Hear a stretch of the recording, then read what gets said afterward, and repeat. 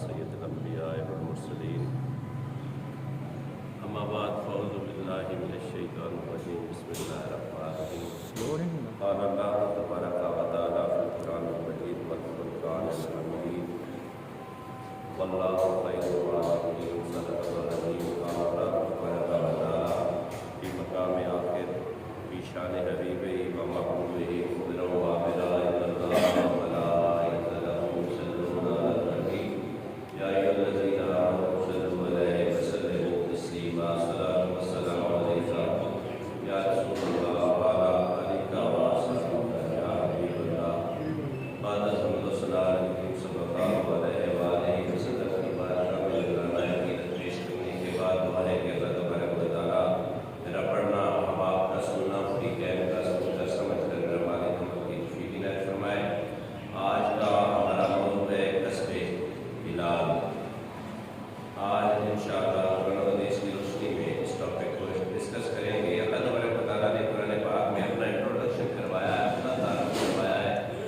سب سے بڑا رازق جو ہے وہ میری ذات واللہ خیر وہ رب وہی تو رب ہے جو سب سے بہترین رازق ہے۔ اس بات میں کوئی دوسری رائے نہیں ہے کہ اللہ تبارک و تعالیٰ نہ صرف رازق ہے، وہ خالق ہے، وہ کل کائنات کا پیدا کرنے والا ہے، کل کائنات اس کے تابع ہے، وہ کسی کے تابع نہیں ہے، کل کائنات کا وہ مشکل کشا ہے، اس کا مشکل کشا کوئی نہیں ہے، وہ ازل سے ہے اور ابد تک رہے گا۔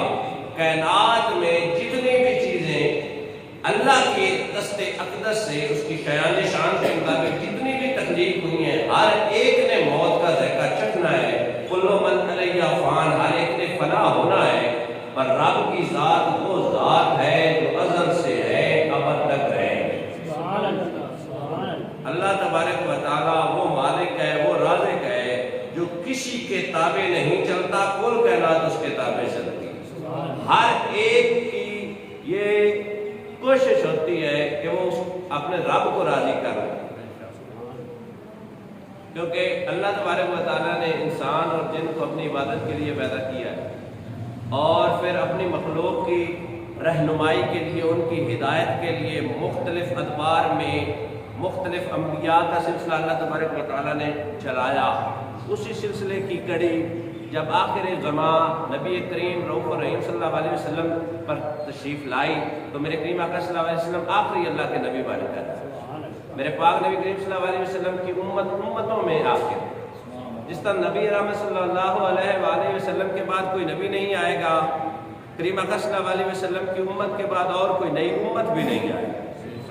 تو اللہ تبارک و تعالیٰ نے اس امت کے لیے مکمل کوڈ آف کنڈکٹ کا دین دیا، جو دین اسلام کہلوایا، ایک رستہ جو مکمل ضابطہ حیات ہے، اس رستے کا نام اسلام ہے۔ دین کا مطلب ہوتا ہے راستہ، تو وہ اسلام ہے۔ اسلام نے یا صرف زندگی کے کسی بھی پہلو پہ روشنی نہ ڈالی ہو، یہ ممکن نہیں۔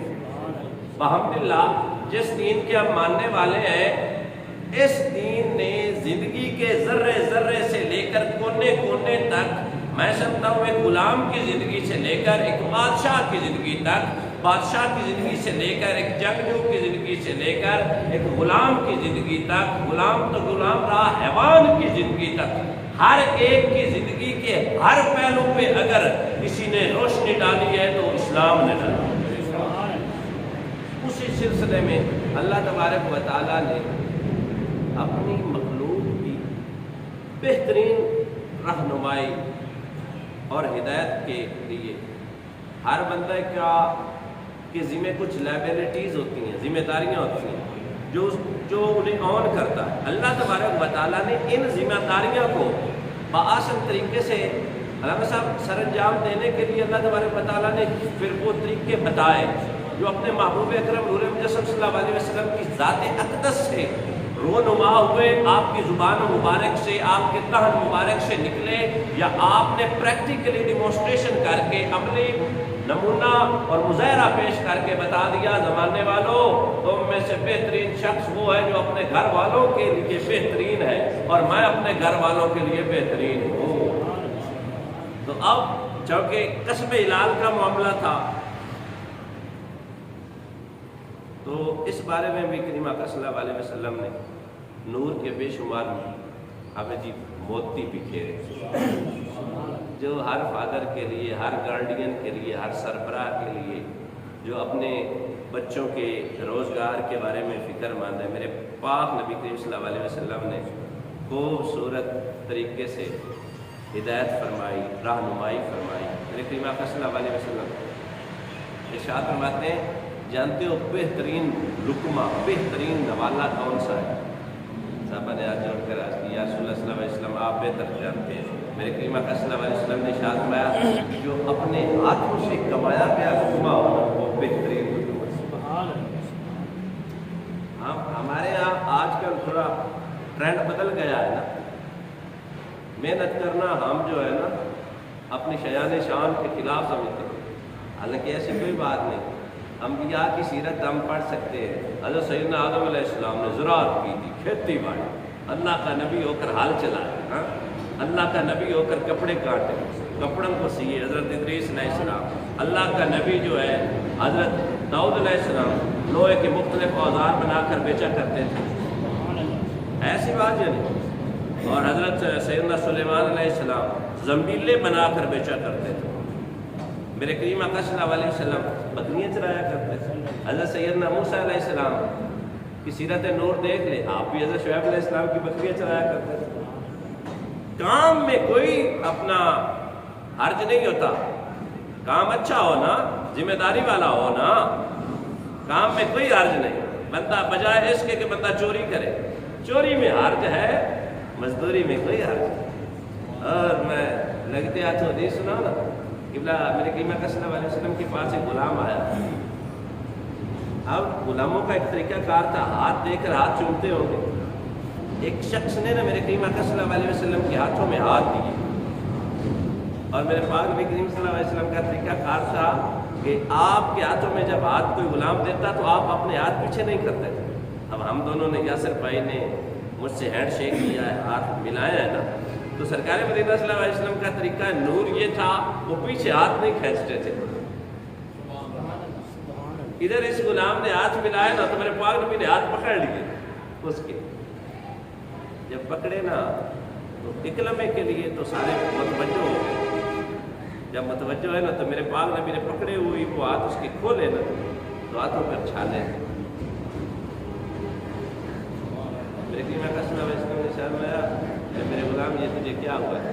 عرض کیا یا رسول اللہ صلی اللہ علیہ وسلم چھوٹے چھوٹے بچے ہیں نا، کثیر العیال ہونا، والدین کی ذمہ داری بھی ہے، بیوی بچوں کی ذمہ داری بھی ہے، اس ذمہ داری کو نبھانے کے لیے نا یا رسول اللہ سر توڑ محنت کرنی پڑتی۔ قربان جاؤں رحمت للعالمین نبی۔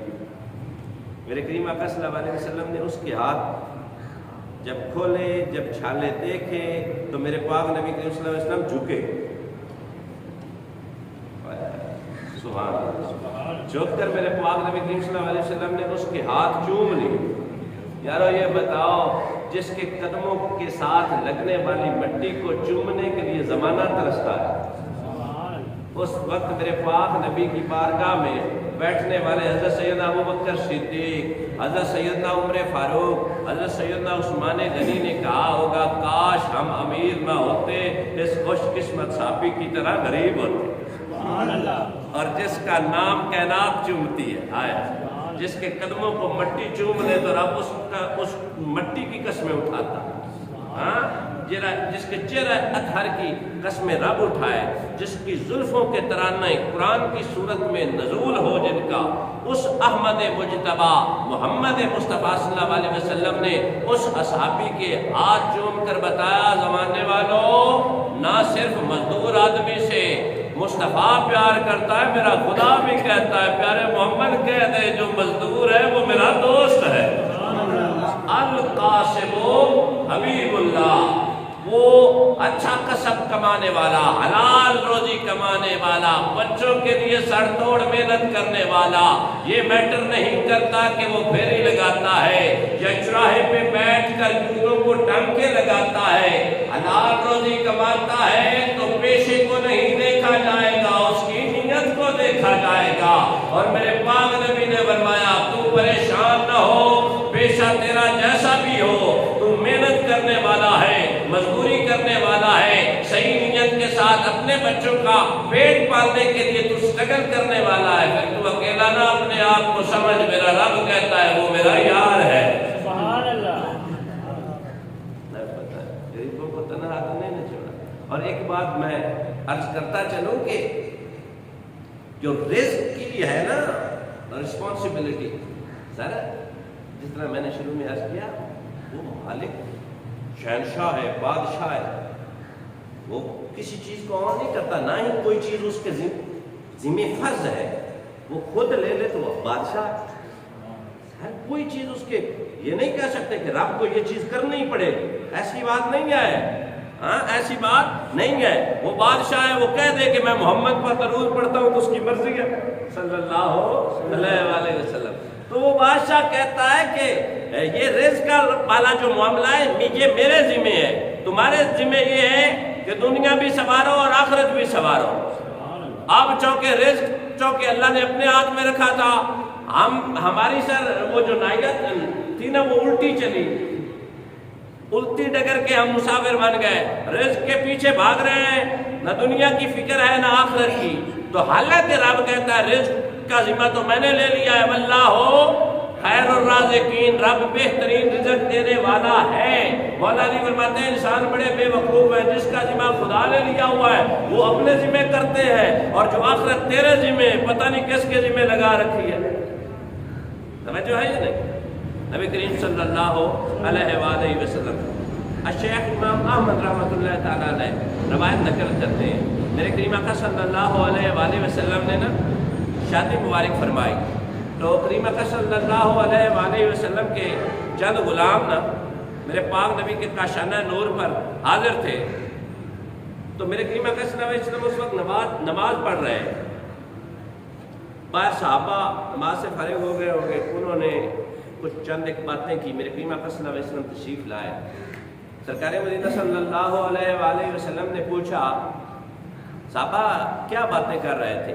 عرض کی یا رسول اللہ صلی اللہ علیہ وسلم یہاں آپ نے بہترین کھانا کھلایا ہے تو ہم اس کریم رازق اور مالک کا شکر ادا کر رہے ہیں کہ اس نے خوبصورت کھانوں سے ہمارے نوازا، ہمارے پیٹوں کو بھرا ہے، بڑا کریم ہے، بڑا رحیم ہے، بڑا رازق ہے۔ تو کریم آقا صلی اللہ علیہ وسلم مسکرانے لگے اور ارشاد فرماتے ہیں صحابہ میں تمہیں اس سے بھی عجیب بات بتاؤں کہ میرا رب کتنا رازق ہے، میرا رب کتنا مہربان ہے، میرا رب اپنے بندے سے کتنا پیار کرتا ہے، رب اپنی مخلوق سے کتنا محبت کا معاملہ جیسا رکھنے والا ہے۔ عرض کی بندہ نواز حکم ہو، آپ فرماتے ہیں کہ حضرت سیدنا جبرائیل علیہ السلام نے مجھے یہ بات بتلائی کہ یا رسول اللہ صلی اللہ علیہ وسلم ایک دفعہ حضرت سیدنا سلیمان علیہ السلام ایسا ہی ایسا سمندر کے کنارے نماز پڑھ رہے تھے، آپ اللہ کے وہ جلیل القدر نبی ہیں جنہیں اللہ پاک نے بہت سارے قدرت کے مظاہر پہ اختیار دے رکھا، حکومت دے رکھا، ہوا آپ کا کہا مانتی تھی، جانوروں کی بولیاں آپ سنتے تھے اور انہیں سناتے بھی تھے، اور بھی بہت ساری عظمتوں سے نوازا تھا۔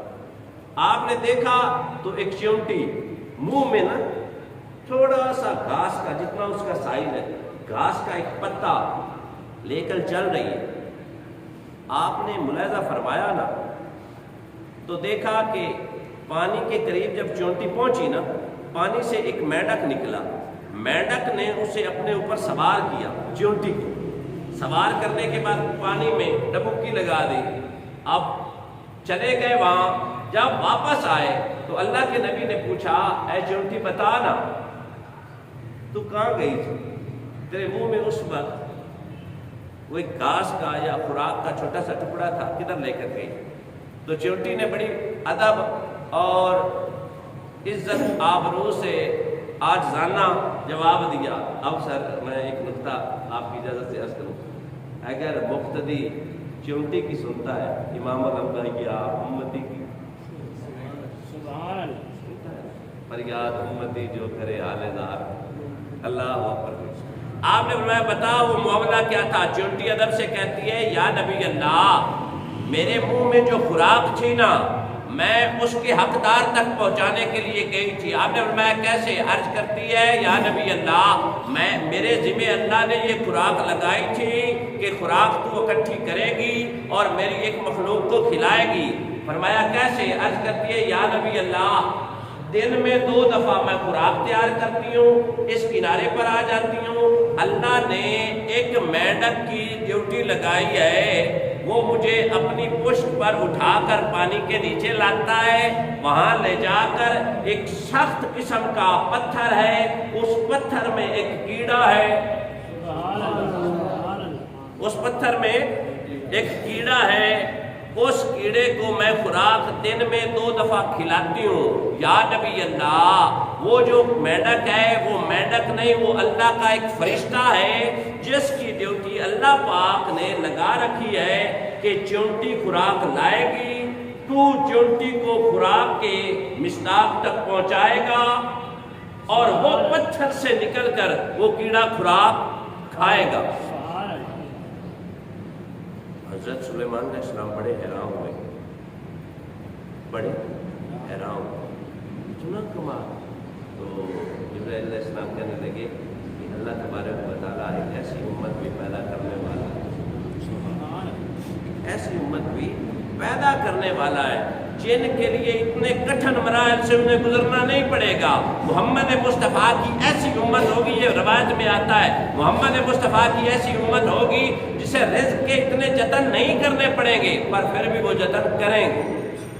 اللہ کے رازق خدا ہے لیکن پھر بھی وہ رزق کے پیچھے بھاگتے رہیں گے۔ آج دیکھ لیں ہمارا نفسا نفسی کا عالم یہ ہے، ہر کوئی لگا ہوا ہے لیکن پوری پھر بھی نہیں پڑتی، پوری تب ہی پڑے گی جب رزق حلال کا ہو، جب رزق، میں آگے جا کر عرض کرنے والا ہوں۔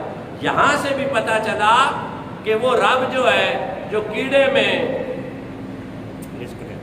سر سمندر میں پتھر، پتھر میں کیڑا، کیڑے کے منہ میں خوراک پہنچانے والا اللہ پاک، اگر وہ وہاں تک خوراک پہنچا سکتا ہے، تیرا کیا خیال ہے؟ تجھے نہیں رزق ملے گا، لیکن سن لیں میرے پاک نبی کریم صلی اللہ علیہ وسلم نے ارشاد فرمایا، جو شخص کما سکتا ہو، جو اپنے اہل و عیال کے لیے اسٹرگل کوشش صحیح کر سکتا ہو، وہ ہاتھ پر ہاتھ بھرا دھرے نہ بیٹھ جائے، اسے چاہیے کہ وہ محنت کرے۔ یا رسول اللہ کہاں تک؟ فرمایا جنگل میں جائے، جنگل میں لکڑیاں کٹھی کرے، لکڑیاں کٹھی کر کے اس کا گٹھا بنائے، گٹھا بنا کر اسے اپنی کمر پر لا دے اور کمر پر لاد کر اسے بیچ آئے اور جو کچھ ملے اپنے اہل و عیال کو کھلائے۔ یہ طریقہ رب کو بڑا پسند ہے، وہ اس لیے کہ اللہ کے نبی، یہ بخاری شریف ہے، اللہ کے نبی حضرت داؤد علیہ السلام اپنے ہاتھوں کا کھایا کرتے تھے۔ ہم تو اس معاملے میں فکر مند ہی نہیں۔ حضرت سیدنا ابراہیم بن ادم اللہ کے ولی ہو گئے۔ اس سے آگے میں چند روایت پیش کروں کہ اللہ کتنا بڑا رازق ہے، بیان تو نہیں ہو سکتا۔ حضرت سیدنا ابراہیم بن ادم یہ بادشاہ تھے اپنے وقت، جو سب یہ سیر کرنے کے لیے ایک جنگل میں گئے شکار کرنے کے لیے، پھر ایک جگہ پہ رکے، پڑاؤ کیا، دسترخوان بچھ گئے، غلاموں نے قدر و نواح کے کھانے سجائے۔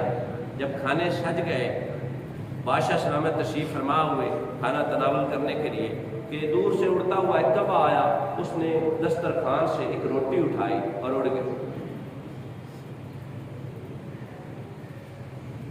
حضرت سیدنا ابراہیم بن ادم رحمۃ اللہ تعالیٰ علیہ نے اپنے ایک گھوڑ سوار کو کہا کہ اس کے پیچھے جا، معاملہ کچھ اور ہے، یہ کبا روٹی لے کر کدھر جا؟ بادشاہ کا وہ سپاہی پیچھے دوڑتا، گھوڑا دوڑاتا ہوا چلا گیا۔ کبا دور دراز ایک پہاڑ کے اوپر اترا، وہاں بیٹھا، پیچھے سے یہ سر جو فوجی تھا وہ بھی پہنچا، کیا دیکھتا ہے کہ ایک شخص زنجیروں سے جکڑا پڑا، کے بعد وہ پیچھے سے بندھے ہوئے، ہل جل نہیں سکتا۔ کبا اس کی چھاتی پر بیٹھا، وہ کھانا جو ہے وہ روٹی کے ٹکڑے کر کے اس کے منہ میں ڈال دیا۔ جب یہ شخص قریب گیا اس سے پوچھا بھی تو کون ہے؟ وہ کہتا ہے میں ایک تاجر ہوں، مجھے آج 10 دن ہو گئے یا 9 دن 7 دن سے تو سب میں ادھر پڑا ہوا ہوں، میرے سارے قافلوں کو ڈاکوؤں نے لوٹ لیا تھا، میرے غلاموں کو قیدی بنا لیا تھا، انہوں نے مجھے زنجیروں سے جکڑ کر اس پہاڑی کی چوٹی پر پھینک دیا، مجھے کھانے کھلانے والا کوئی نہیں تھا، پر میرا یقین یہ کامل تھا میرا رب رازق تو ہے، کوئی مجھے نہ کھلائے میرا رب تو مجھے بھوکا نہیں نہ رہنے دے گا۔ تو اللہ تبارک و تعالیٰ کا یہ فضل ہوا، کرم ہوا کہ اس نے ایک کوے کی ڈیوٹی لگا دی، دن میں 2 دفعہ آتا ہے، صبح بھی آتا ہے اور شام کو بھی، منہ میں روٹی کا ٹکڑا لاتا ہے، میرے ہاتھ چونکے بندھے ہوئے، میں زخمی ہوں، لیکن میرا رب پھر بھی اپنے طریقے سے مجھ تک رزق پہنچا۔ اس بات یہ خدا کی عزت اور جلال کی قسم، میرا رب کریم رب وہاں سے دیتا ہے جہاں سے میں فہم و ادراک ہی نہیں کہ کہاں سے آنے والا، لیکن پھر بھی اس معاملے میں ہم کمزور ہیں۔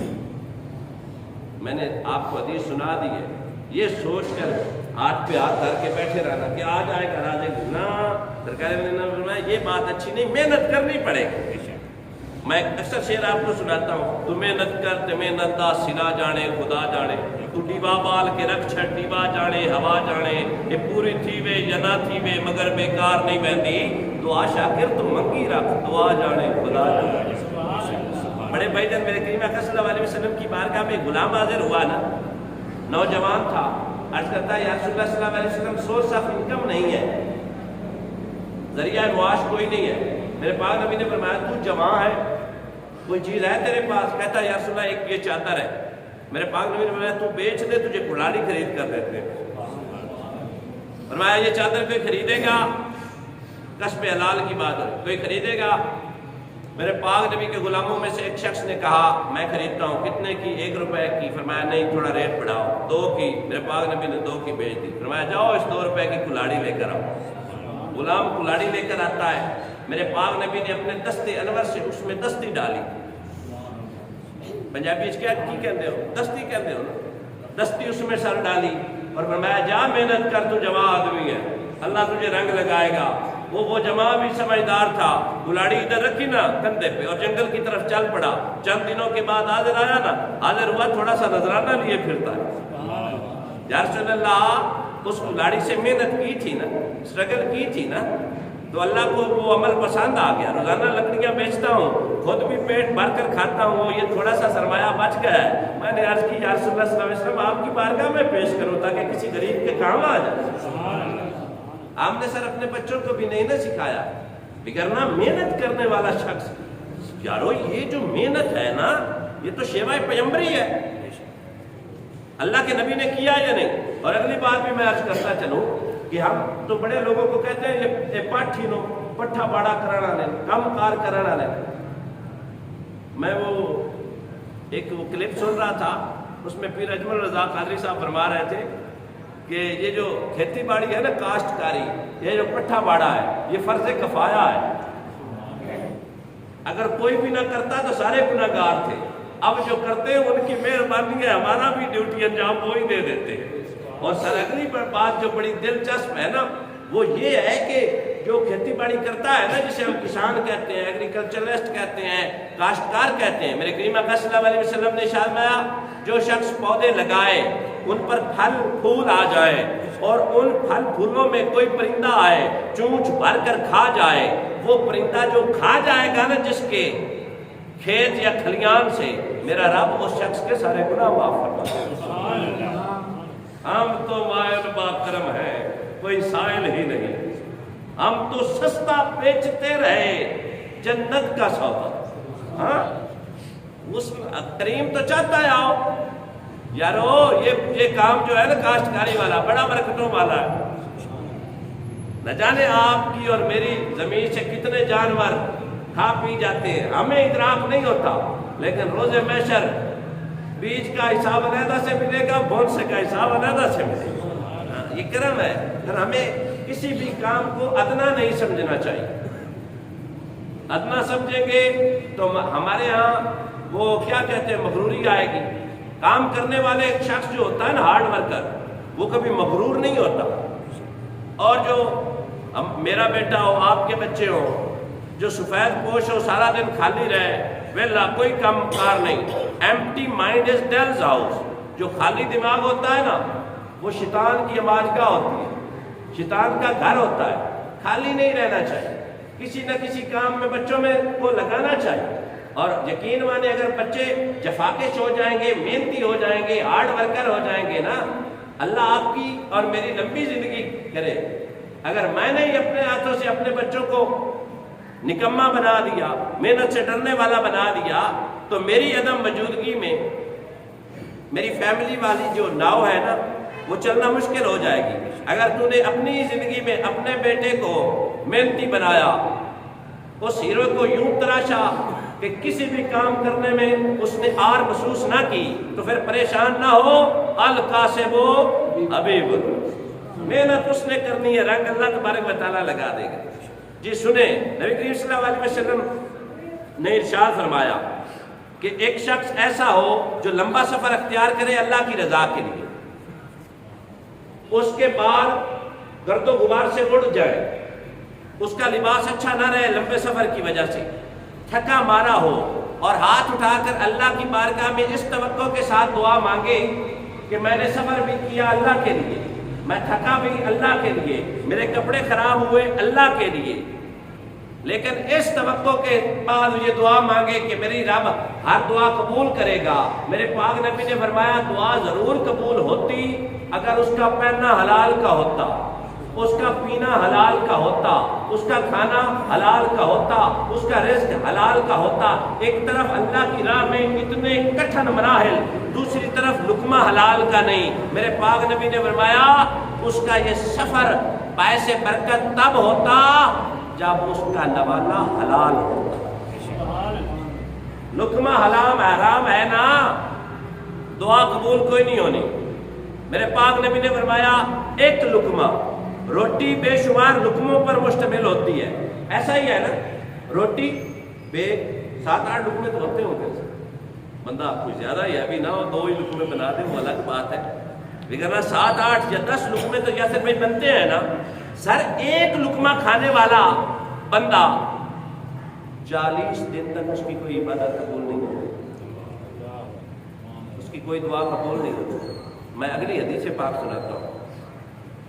میرے کریم آقا صلی اللہ علیہ وسلم نے ارشاد فرمایا کہ جس شخص کے شکم میں، پیٹ میں لقمہ حرام جب تک رہے گا عبادت کوئی نہیں قبول ہوگی۔ اگر وہ مر گیا نا، سنیے گا میری طرف سے، اصلاحی موضوع بھی تو ضروری ہوتے ہیں، جس شخص کے قبلہ سیلوی صاحب پیٹ میں لقمہ حرام ہوگا، جب تک وہ لقمہ حرام اس کے معدے میں، اس کے شکم میں رہے گا، فرشتے اس پر لعنتیں کرتے رہے گا، اس کی کوئی دعا قبول نہیں ہوگی، اس کی کوئی عبادت قبول نہیں ہوگی۔ ہم کرتے ہیں نا، میں بڑے بھائی سے رو کر کہتا ہوں بھائی جان نمازیں 5 پڑھتا ہوں، الحمدللہ روزے بھی سارے رکھتا ہوں، صدقہ خیرات بھی کرتا ہوں، جو میری ذات سے بن پڑے ہر ایک کے ساتھ اچھا سلوک کرتا ہوں، پر دعائیں قبول نہیں ہوتی۔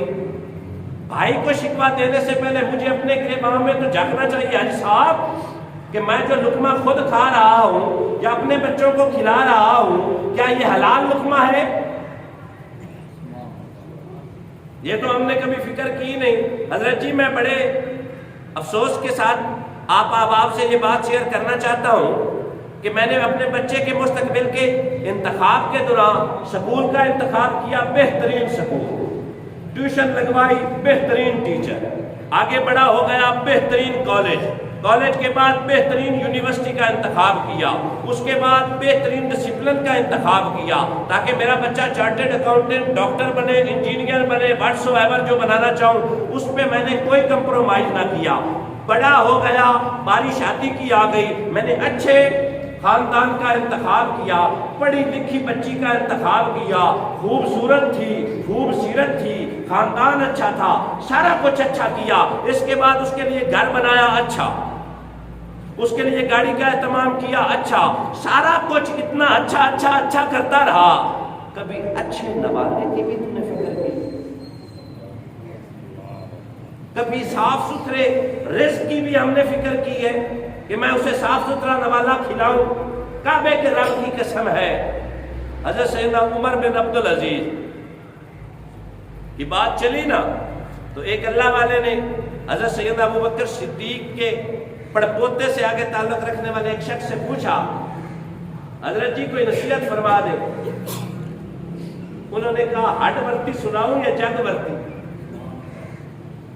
کانوں سنی دکھا بتاؤں یا آنکھوں دیکھی؟ تو کہنے لگے حضرت آنکھوں دیکھی میں مزہ اور ہے۔ تو آپ نے فرمایا حضرت سیدنا عمر بن عبدالعزیز کا جب وصال ہوا تھا نا، 17 دینار بچے تھے ترکے میں، 11 بیٹے تھے، 11 بیٹے اور دینار کتنے بچے؟ 17 کے قریب، کمی بیشی معاف فرمائیے گا۔ روایت کفن دفن کا حساب سلسلہ کرنے کے بعد 12 بچے، تو 11 کے درمیان کتنے آئے ہوں گے؟ 1 point something ہی آئی ہوگی۔ کہا اتنا ترکہ حضرت سیدنا عمر بن عبدالعزیز بچا کر گئے تھے۔ دوسری طرف ایک بادشاہ ایسا بھی تھا جس کے بھی بیٹے 17 تھے یا 11، لاکھوں کے حساب سے مال و دولت بچا کر گیا تھا۔ ایک طرف وہ تھا جس نے ساری زندگی حلال کمایا، توجہ ہے اب آپ کی؟ ایک طرف وہ شخص تھا، وہ باپ تھا جس نے ساری زندگی اپنے بچوں کو حلال کھلایا، اور دوسری طرف وہ باپ تھا جو اپنے بچوں کے لیے بے شمار کمائی کر گیا۔ ذرا وقت نے جب دامن سمیٹا نا، جب وقت گزرا نا، تو میں نے عمر بن عبدالعزیز کے بیٹے کو 100 اونٹ اللہ کی راہ میں صدقہ کرتے ہوئے دیکھا، اور جس کا باپ بے شمار مال و دولت ایسا بچا کر گیا تھا، میں نے اپنی آنکھوں سے اسے بھیک مانگتے ہوئے دیکھا۔ سر جی جو حلال کی برکت ہے نا، وہ میچ لیس ہے، اس کی سمجھ ہی نہیں آتی کہ کیسے برکت آ گئی، پر حرام جتنا بھی ہو نا وہ حرام ہی رہے۔ اب سر میں یہ پوچھنا چاہوں گا کہ میں نے ساری زندگی اپنے بچوں کو رشوت دے کر پالا ہوں، حرام کی کمائی کھلائی ہوں، تو میں ان سے کیا توقع کروں گا؟ اچھے کی کروں گا؟ میں کہوں گا کہ وہ میرا ادب کریں گے، میں کہوں گا کہ وہ میرا کام مانیں گے، میں یہ توقع رکھ سکتا ہوں کہ میں بڑھاپے کی حالت میں میرے لیے صاحب پیغمبری بنے گی، میری خدمت کریں گے؟ نہیں، تم نے ان کے ساتھ انصاف ہی نہیں کیا، ان کے ساتھ تمہیں اچھا ہی نہیں کیا۔ اگر اچھا تو کرتا، انہیں طیب رزق کھلاتا، پاک مال کھلاتا، تو وہ تیرے لیے صدقہ جاریہ بنتے۔ بڑی کم مثالیں ملتی ہیں، ہو سکتا ہے آپ بزرگ تشریف فرمائیں کہ جن والدین نے حرام کی کمائی اپنے بچوں کو کھلائی ہو اور پھر وہ قاری نمازی بنے ہو، اللہ کرے بن جائے، وہ رب معاف کرنے والا ہے، لیکن بہت کم نظر آتے ہیں۔ میرا اپنا کلیگ ہے، ساتھی میرا، وہ ریٹائرمنٹ ہو گیا، میری جوائننگ میں نے اس کے ساتھ 5 سال ٹیکس آف سروس کی، بالکل ماڑا سا بندہ، بالکل ماڑا سا، ویکسینیٹر تھا، ٹیکے لگاتا تھا بچوں کو، چونکہ میڈیکل سے تعلق ہے، لیکن ایماندار بندہ تھا، اپنے ٹارگٹ اچیو کرنے کے لیے نا شام تک ڈیوٹی کرتا تھا، حالانکہ 8:30 سے لے کر 2:30 بجے تک گورنمنٹ آفیشلز کی ڈیوٹی ہوتی ہے، وہ سارا دن عصر تک فیلڈ میں بچوں کو ٹیکے لگاتا۔ اب اس کا ایک ڈاکٹر FCPS ہے بیٹا، سر اسپیشلسٹ ڈاکٹر ہے، اس کا ایک بیٹا PhD ڈاکٹر ہے، یونیورسٹی میں پڑھا رہا ہے، بہترین۔ اگر وہ سارا حرام کی کمائی کرتا، پیسے لیتا، تو شاید ٹیچر بھی نہ بن پاتا، شاید کانسٹیبل بھی نہ بن پاتا، لیکن اللہ تبارک و تعالیٰ نے اس کی محنت کو قبول کیا ہے۔ آج اگر ہمیں ایک پرائیویٹ ڈاکٹر بیٹا بنانا پڑ جائے نا، 1 کروڑ روپیہ تو لگ ہی جاتا ہے۔ اور 25-30 ہزار روپے کی کمائی کرنے والا چاچا جی کروڑ روپے کہاں سے لائے گا؟ پر اگر اللہ کی رضا کے لیے محنت کی ہو نا تو پھر بچے بھی بریلینٹ بنتے ہیں، بچے بھی شائننگ سٹار ہوتے ہیں، کوئی ضرورت نہیں زیادہ خرچے کرنے کی، بس اس کی پیشانی چوم کر یہ احساس دلا دینا بیٹا تیری رگوں میں جو بھی خون دوڑ رہا ہے نا اس میں ایک قطرہ بھی حرام کی کمائی کا نہیں، میں نے تجھے کھلایا۔ پھر اللہ پاک عزتیں بھی دیتا ہے، اللہ پاک مہربانی بھی فرماتا ہے۔ میں تو سمجھتا ہوں حلال کمائی کا ایک جو لقمہ ہوتا ہے نا وہ ہمارے پیٹ میں جا کر نور بناتا ہے، اور پھر وہ نور عبادت پہ ہمیں ارج کرتا ہے۔ امام جلال الدین سیوطی رحمۃ اللہ تعالیٰ علیہ سے پوچھا کہ حضرت لوگوں کا دل نماز میں کیوں نہیں لگتا؟ فرمایا حلال کا لقمہ کھائیں تو ضرور لگے گا۔ ہم آج شکوہ کرتے ہیں نا نماز پڑھنا نو بھائی جان دل نہیں کرتا، مسیطے جامع نو دل نہیں کرتا، قرآن پڑھنے کو بھی دل نہیں کرتا، تو کبھی اپنا سورس آف انکم دیکھنا۔ اگر تو ٹیچر ہے تو پورے پیریڈ لیتا ہے، اگر تو کانسٹیبل ہے تو وہ 8 گھنٹے ڈیوٹی پوری کرتا ہے، اگر تیرے ذمہ جو بھی ذمہ داری ہے کیا تو پوری کرتا ہے؟ اگر پوری کرتا ہے تو پھر توقع اچھے کی رکھ، اگر ڈنڈی مارتا ہے تو تیری اولاد بھی تیرے ساتھ ڈنڈی ہی مارنے والی۔ سر جی ہمارے پاس کیا اپنا ہے؟ میں مر جاؤں گا، مرنا تو ہر ایک نے ہے نا، ہے یا نہیں؟ جسم گوشت پوشت کیڑے کھا جائے، ایک جو روٹین بنی ہوئی، ہڈیاں مٹی نگل جائے گی، روح جو ہے جان اسرائیل لے جائے گا، جو میری وراثت تھی، ترکہ تھا، مال و دولت تھی، وہ میری اولاد لے جائے گی، بچے گا کیا؟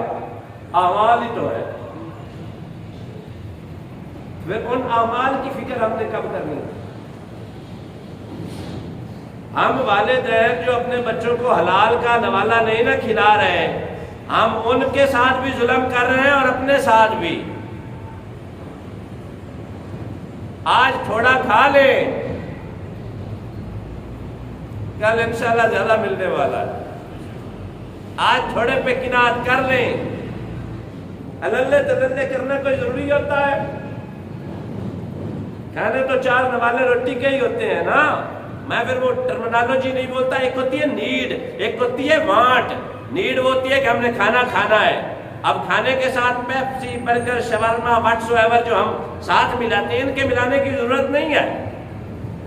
پاک نبی کے غلاموں کی سیرت پڑھ کر دیکھو، رمضان شریف میں ایک کھجور کا ٹکڑا ہوتا تھا، اسی کو چوس کر روزہ رکھتے اور اسی کو چیز کر روزہ افطار کر لیتے تھے۔ زندگیاں تو ان کی بھی گزر گئی، اللہ کے ولیوں کی زندگی دیکھ لے، جو والی روٹی کھاتے۔ حضور بابا فرید رحمت اللہ تعالیٰ علیہ گنج شکر سیرت پڑھ کر دیکھ لیں، 2 دن 3 دن کھانے کو ملتا ہی کچھ نہیں۔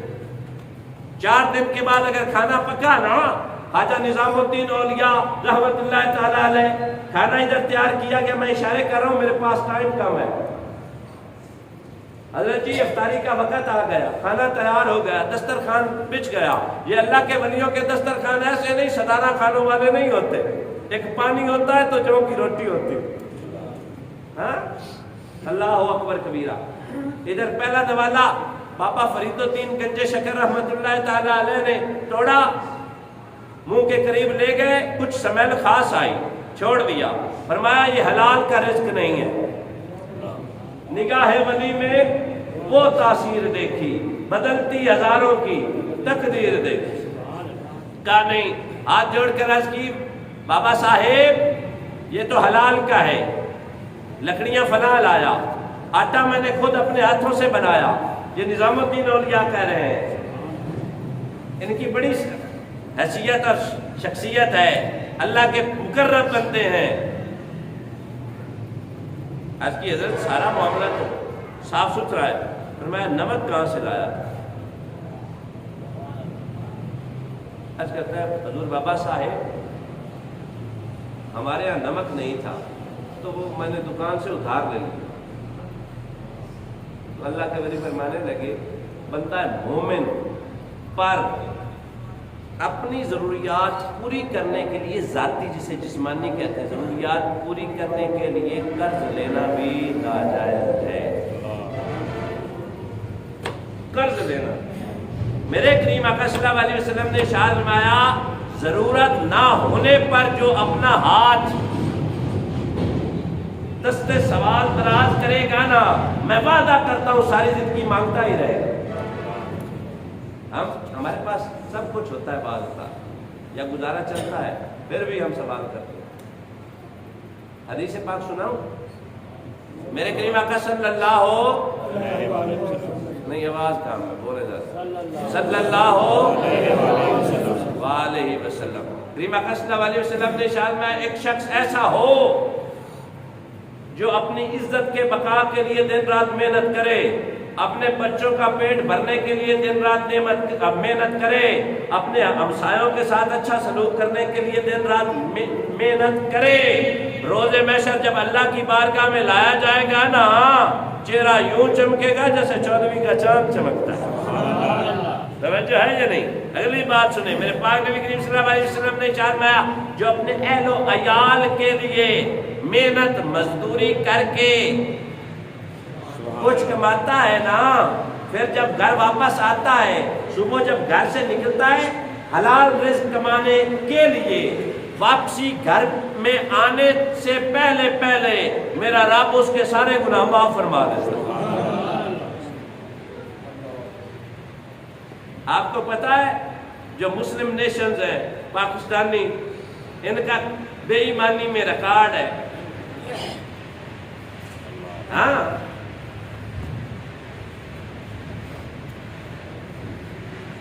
پروگریس میں نہیں، بے ایمانی میں۔ وہ بے ایمان نیشنز جو نکالی گئی نا اقوام، تو ان میں ماشاءاللہ پاکستان بھی سر فہرست ہے۔ محمد مصطفیٰ صلی اللہ علیہ وسلم کے غلام، یار دیکھ لو نا اپنی روزمرہ زندگی، وہ ہم تم لوگ ہی ہیں، کوئی دائیں بائیں سے آ جاتے ہیں، ہندوستان کے ہندو آئے بیٹھے ہیں، جو ریڑھی لگانے والا سیدھی طرف سارے خوبصورت پھل لگاتا ہے اور مجھے کہتا ہے ڈاکٹر صاحب 350 لگ سی، ایک مال بھی خراب نہیں، 7 سیب چاڑے آئے نا تو 2 پکے خراب ہیں۔ ہم بڑوں کی کب کہیں گے کہ وہ فلانا بادشاہ جو ہے وہ صادق اور امین نہیں ہے، یہ ہے وہ ہے؟ ہم اپنے گراؤنڈ لیول کی بات کر لیں، کیا توقع کر سکتے ہیں؟ آوے کاوڑا بگڑا پڑا ہے، لیکن اچھے لوگوں کی کوئی نہیں کمی۔ میرے پاک نبی صلی اللہ علیہ وسلم نے چاہا الراشی والمرتشی کلاہما فی، رشوت دینے والا اور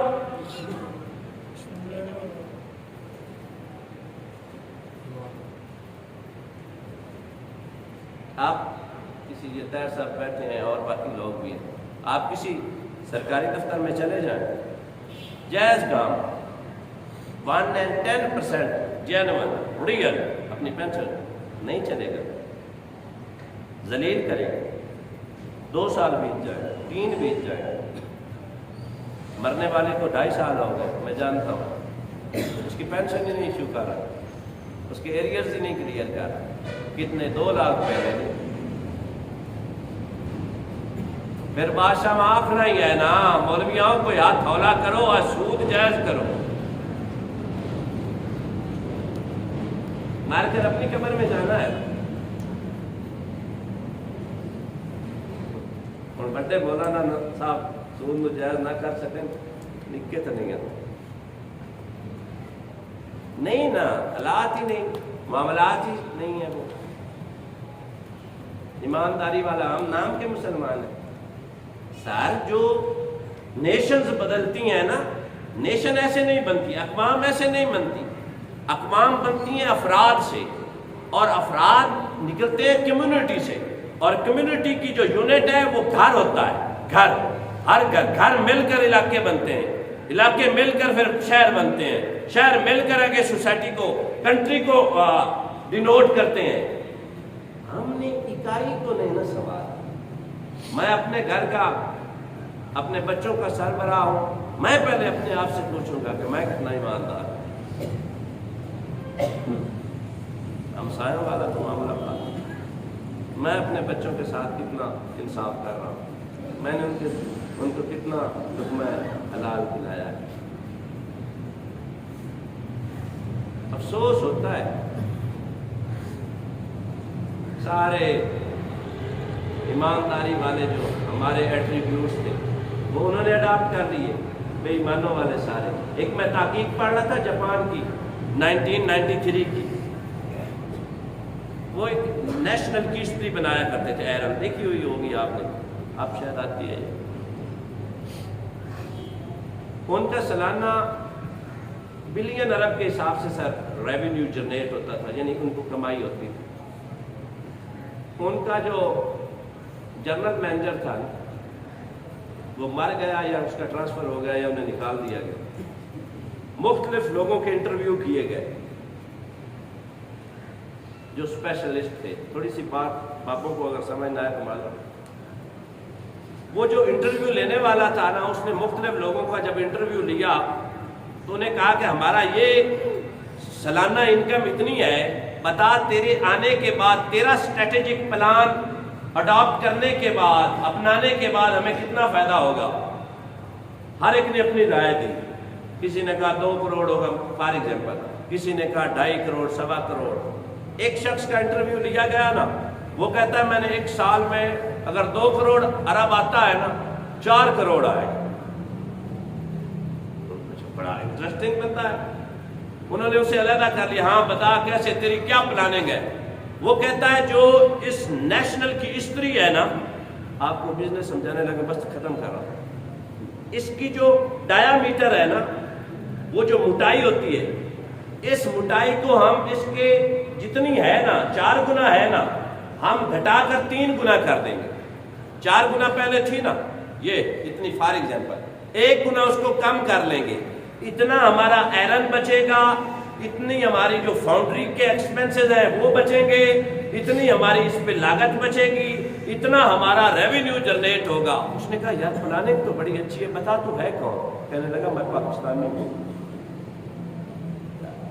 تو میرا معیار خراب کرنے لگا. اتنا گھٹائے گا، میری ہسٹری کا ویٹ اتنا کم ہو جائے گا. جو میرے کسٹمر ہیں ان کی جو لائلٹی، وفاداری اب تک میں نے ڈیولپ کی تھی، میں تیرے ہوتے ہوئے تو کہنا مجھے 5 ارب ڈالر کا بھی فائدہ ہو، میں کسی نالائق بندے کو رکھ لوں گا تیرے جیسے کرے گا. اتنا امیج خراب ہوا پڑا ہے پاکستانی. سعودیہ میں چلے جائیں دیکھ لیں، وہ کہیں گے سب سے زیادہ چور ہے مسلمان پاکستان. ہماری تربیت نہیں ہوئی. جو تربیت کی ہمیں فکر کرنی چاہیے تھی نا، وہ تو والدین نے کی نہیں. جو دین اسلام کا درس ہم نے اپنے بچوں کو دینا تھا وہ دیا ہی نہیں. ہم نے تو کمپٹیشن کی دوڑ میں اپنے بچوں کو آگے لگایا. یہ اصل کردار سازی، اصل کریکٹرائزیشن ہے یہ کہ بچے کو مینرز سکھائے جائیں. بڑوں سے بولنے کا طریقہ، چھوٹوں سے برتاؤ، گھر میں ماں باپ بہن کا، ایمانداری، سچ بولنا، جھوٹ سے نفرت، نبی کریم صلی اللہ علیہ وسلم کی عشق، میرے پاک نبی کی سیرت.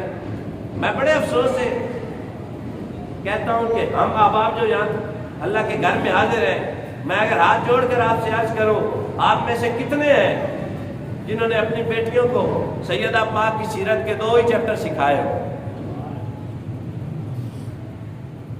یا ہم نے انہیں خاندانداری کے اصول بتائے ہو. ہر وہ باپ، اللہ ہر ایک کی بیٹی کو سلامت رکھے، اس کے نصیب اچھے کرے. ہم نے اسے حامد کی برتھ ویلیو، اس کا مقام کبھی سکھایا ہے؟ بے شک بچی PhD کر جائے، لیکن یہ چیزیں تو ضروری تھی نا. کچھ نہیں کیا بھائی. پھر اچھی نیشنز کہاں سے آئیں گے؟ آؤٹ پٹ ہم نے کیا دی ہے، ان پٹ کیا دی ہے جو آؤٹ پٹ اچھی مانگ رہے ہیں؟ کیا جب کچھ نہیں تو پھر ایسا ہی معاملہ چل رہا ہے. طیب اردگان ایک بندہ ہے، لیکن اس کی پڑھ کے دیکھ لیں بایوگرافی. اس نے اعلان کیا ہے بھائی جان کہ یہ زلزلہ زدگان جتنے بھی افیکٹڈ لوگ ہیں نا، جہاں رہائش ملتی ہے اچھے سے اچھے ہوٹل میں رہیں، جہاں سے اچھا کھانا ملتا ہے وہ لیں. بس 2-3 سال سٹے اپنا انتظار کریں. رہائش کا بھی خرچہ میں دوں گا، یعنی حکومت دے گی، اور جو کھایا ہے اس کا بھی خرچہ حکومت دے گی. اور 3 سال کے بعد اس سے اچھے گھر نئے بنا کر دوں گا. ایسے نیشنز ڈیولپ ہوتے ہیں. اور پکا میرے پاک نبی کا غلام ہے ہمارے ساتھ تو ہوا ہی اچھا. تو میں عرض کر رہا تھا اپنے بچوں کو لقمہ حلال کھلانا. کیا کھلانا ہے؟ حلال. بولے نا اپنے بچوں کو حلال لقمہ. حرام تو بچانا ہے. حرام لقمہ شکم میں ہو بندہ مر جائے سیدھا جہنم جائے گا. اور جس طرح میں نے حدیث پیش کی ہے ایک ٹکڑا ایک نوالا حرام کا کھانے والا 40 دن تک دعا قبول نہیں, عبادت قبول نہیں, اور فرشتے لعنت کرتے ہیں. پھر برکتیں کیسے آئیں؟ بیماریاں نہیں آئیں گی تو اور کیا آئے؟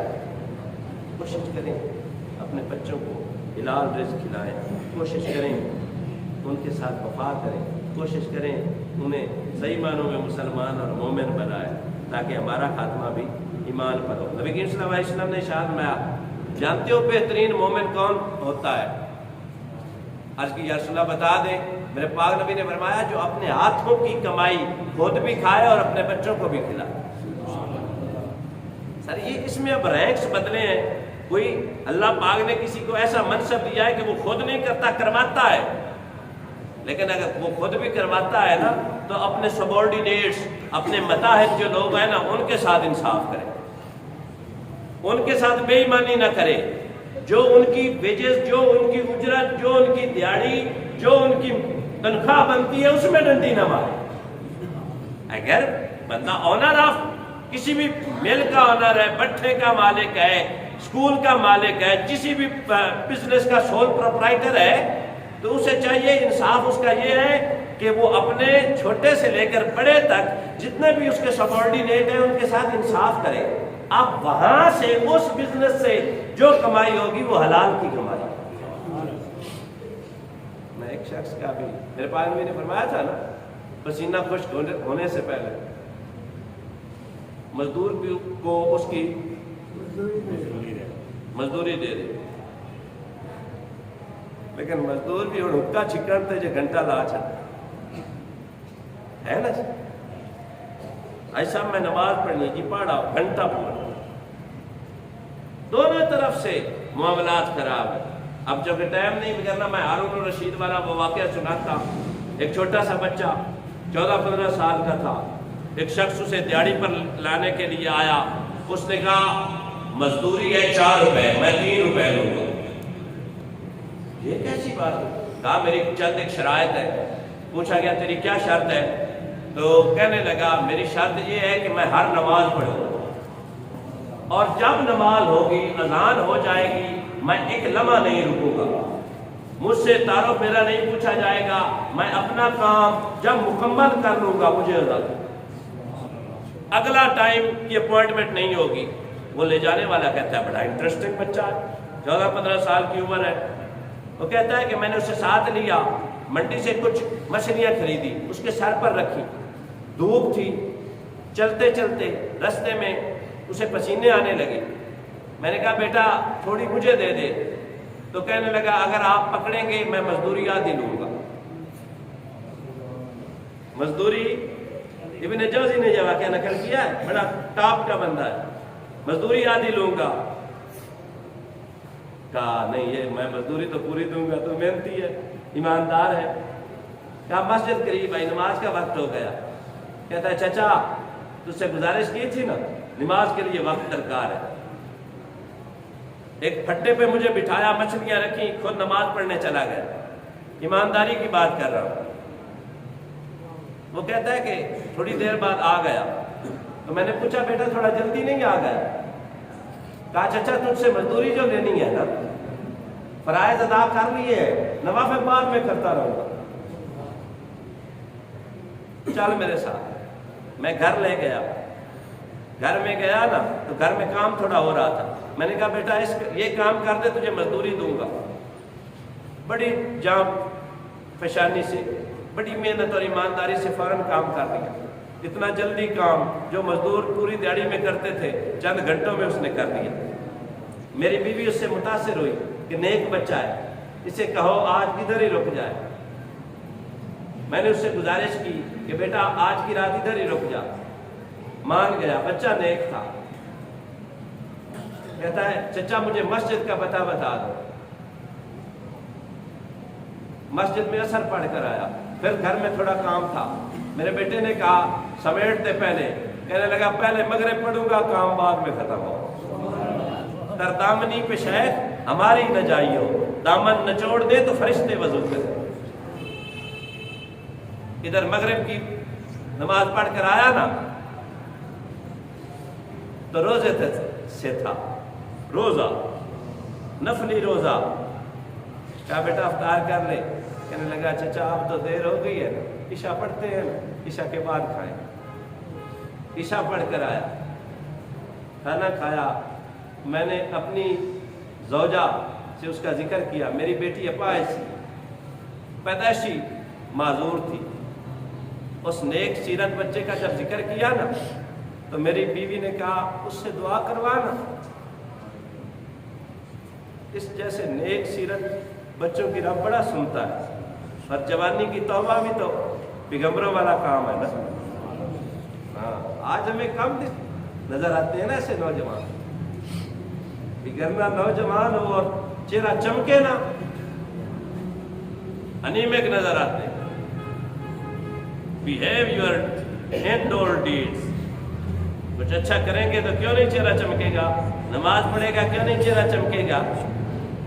بچہ واپس آیا نا تو ہم نے اللہ کی بارگاہ میں دعا کی، میرے اللہ تو شفا دینے والا ہے، تو مالک ہے، رازق ہے، اس نیک بچے کی سیرت کا واسطہ۔ بچوں کا درد والدین کے لیے بڑا بھاری بوجھ ہوتا ہے۔ چند لمحے کے لیے بچے کو تکلیف ہو نا، جو باپ اور ماں کے ساتھ حاجی صاحب گزرتی ہے وہ والدین ہی جان سکتے، اور جو عرصہ دراز سے اس تکلیف میں مبتلا تھے۔ سر جی ابن جوزی کہتے ہیں کہ اس باپ کے نا رات کے ایک پیر میں دروازے پہ دستک ہوئی، پوچھا کون ہے تو آواز بیٹی کی، حیران ہو گئے، میاں بیوی دوڑے، جوتے نہیں پہنے، کہ بیٹی تو چل نہیں سکتی تھی، اپنے کمرے میں تھی، جو دروازہ کھولا تو وہی بیٹی قدموں پر کھڑی تھی۔ پوچھا بیٹی یہ کرم کیسے ہو گیا؟ تو کہنے لگی رات کا ایک پہر تھا نا بابا، آپ نے اس نیک سیرت نوجوان کی بات کی تھی، میں نے اس نیک سیرت نوجوان کی عبادت اور ریاضت کا واسطہ اللہ کی بارگاہ میں پیش کیا، چھت سے ایک نور اترا تھا مجھ پر، جو ہی نور اترا رب نے مجھے شفا دی۔ ہم دوڑے اس بچے کے ڈرائنگ روم میں جو سنا رکھا تھا، دیکھا تو بستر خالی تھا، پرچی رکھی تھی، کہنے لگا چچا میری حقیقت سے واقف ہو ہی گئے ہو نا، تو اس حقیقت کو پانا ہے تو پھر رب کو راضی کرنا۔ جب رب راضی ہو جاتا ہے پھر کمی رہتی نہیں۔ کوشش کریں ہم اپنے رب سے لو لگائیں، اپنے بچوں کو پاک رزق کھلائیں، خود اپنے اوپر مہربانی فرمائیں، کسی کا حق نہ ماریں، مزدوروں کے ساتھ اچھا سلوک، رشتہ داروں کے ساتھ اچھا سلوک۔ زندگی کا حاجی صاحب پتہ نہیں کسی بھی موڑ پر ختم ہو جائے، اپنے آپ کو ہلکا رکھا کرتے ہیں، ٹینشنوں سے، پریشانیوں سے، رشتہ داروں کی بے وفائیوں سے، معاف کرنے والا، ہر رات معاف کر کے سونا، ہو سکتا ہے یہی رات آخری ہو رہا، لائٹ ہلکا۔ میرے پاس میں نے بتایا وہ شخص جنتی ہے جو ہر رات سونے سے پہلے اپنی رنجشیں دوسروں کو معاف کر دیتے۔ اصل تو بڑے برال نہیں معاف کرتے، نکے برال جذبات میں آ کر اس نے مجھے گالیاں دے دی تھی، ماں تو اس کی بھی ایک تھی اور میری بھی ہے، لیکن میں نے 1 سال ہو گیا گالی نہیں کرتی، اور نہیں میرا برال یہ گال نہیں کرنی۔ رشتہ داریوں کو بحال کرنے کے لیے نا، سرنڈر کرنے کے لیے ہر وقت تیار رہا کرے، نشانے نہیں بدلے ہوتے، چھوٹا ہے یا بڑا ہے نا۔ میرے پاک نے فرمایا جو شخص معافی مانگنے میں پہل کرے گا اس کا بازو پکڑ کر پل صراط سے میں گزاروں گا۔ میری تو میں تو پی ایچ ڈی ڈاکٹر ہوں، 6 MA کیے ہوئے ہیں، LLB کیا ہوا ہے، ہائیلی کوالیفائڈ ہوں، اپنے میٹرک پاس بھائی سے معافی مانگوں گا تو میری تو وہ عزت گھٹے گی نہیں، پاگل عزت گھٹتی نہیں، عزت بڑھتی ہے۔ ہاں اللہ پاک عمل کی توفیق دے، سنت ادا کرنا۔